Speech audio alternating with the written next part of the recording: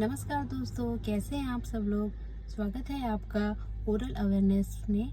और मैं doctor Neelam Dahariya, dental surgeon CSC Gunderdehi से। आप सबको पता है आज है 1 दिसंबर को विश्व एड्स दिवस के रूप में मनाया जाता है। आज ही के दिन सन 1988 में WHO के द्वारा एड्स दिवस के रूप में मनाए जाने की घोषणा की गई। HIV या एड्स, आप सब ने ये सुना होगा कि एक मनुष्य में होने वाली संक्रामक बीमारी है। वायरस से होने वाला HIV और एड्स क्या चीज़ होते हैं, आज मैं आपको बताती हूँ।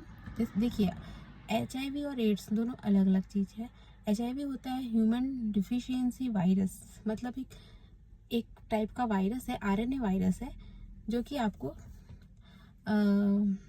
एड्स करवाता है। एड्स मतलब एड्स कोई बीमारी नहीं, बहुत सारी बीमारियों का कॉम्बिनेशन है, सिंड्रोम है, इसीलिए इसको बोलते हैं एड्स, एक्वायर्ड इम्यूनोडिफिशियंसी सिंड्रोम। मतलब इसमें क्या होता है, अगर आपको एक्सपोजर हो गया है HIV वायरस का, तो आपको इसमें जो इम्यूनोडिफिशियंसी हो जाएगी। मतलब आपका इम्यून सिस्टम, जो आपकी रक्षा प्रणाली है, जो कि WBC सेल्स हमारे इम्यून सिस्टम करते हैं, इसमें जो CD4 सेल्स होते हैं, ये बहुत तेज़ी से कम होते हैं और जिससे हमारे शरीर की इम्यूनिटी बहुत जल्दी कम होने लगती है, बीमारियों से लड़ने की क्षमता कम हो जाती है।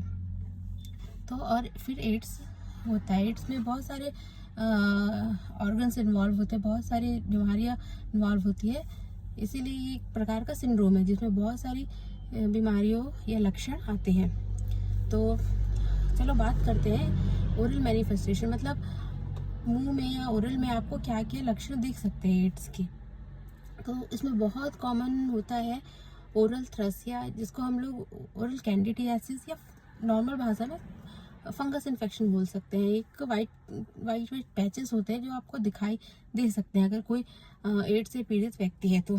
उसके अलावा आपको कापोसी सार्कोनोमा करके एक ट्यूमर जैसा चीज़ दिखाई दे सकता है मुंह के अंदर, मोस्टली आपके तालू या पैलेट वाले एरिया में, जो कि एड्स में बहुत बहुत कॉमन है।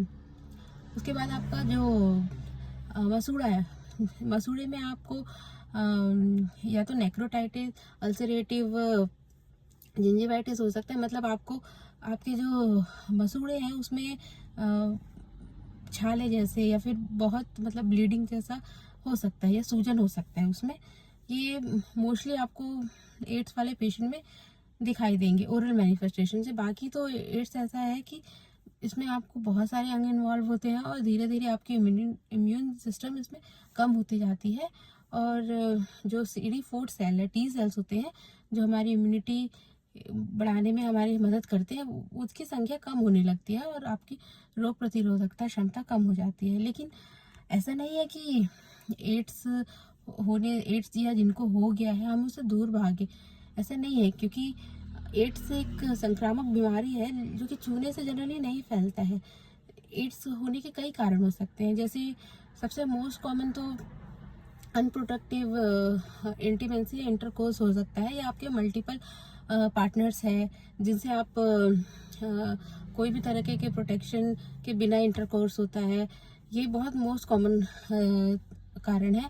या फिर आप एक्सीडेंटली एक्सपोजर हो गए, आपको निडल एक्सपोजर हो गया या ब्लड कांटेक्ट हो गया, जो कि हम जैसे हेल्थ प्रोफेशनल में मोस्टली दिखाई देता है, यह हो सकता है, होने की संभावना होती है, ये हो सकता है। या फिर कोई गर्भवती माता है तो उसके थ्रू उसके बच्चे को हो सकता है, या कोई लैक्टेटिंग मदर या फिर बच्चों को जो स्तनपान करवा रही है ऐसी कोई माँ है तो उनके बच्चों को भी हो सकता है। इन सब चीज़ों से एड्स हो सकता है, लेकिन किसी को छूने से एड्स नहीं होता है। तो हमको इस प्रकार की भ्रांतियों से दूर रहना है कि हमने किसी एड्स पीड़ित व्यक्ति के संपर्क में आ गए या उसे छू लिया तो हमें भी एड्स हो जाएगा। एड्स इस तरीके से नहीं हो सकता है।